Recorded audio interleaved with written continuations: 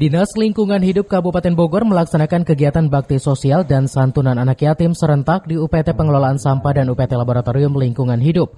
Kegiatan sosial ini dalam rangka menyambut hari ulang tahun Korps Pegawai Republik Indonesia Korpri ke-50 tahun yang jatuh pada 29 November 2021. Kepala DLH Kabupaten Bogor Asnan mengatakan total anak yatim yang disantuni sebanyak 132 orang.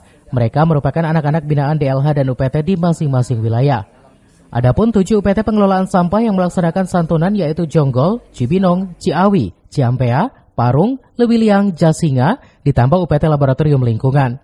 Asnan juga menjelaskan selain memberikan santunan pada anak yatim, juga pemberian paket bantuan kepada pesapon dan masyarakat yang berada di sekitar lingkungan kantor. Hari ulang tahun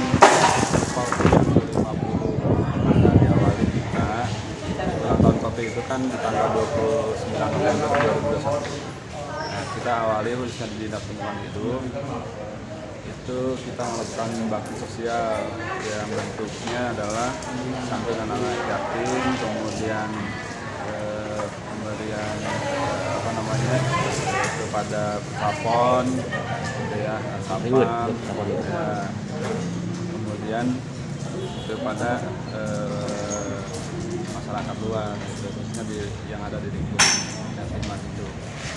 Tadi baru kita laksanakan secara simbolis santunan kepada anak yatim yang ada di KRL yang ada binaan Dinas Lingkungan Hidup. Dari Cibinong, Cevi Suryadi melaporkan.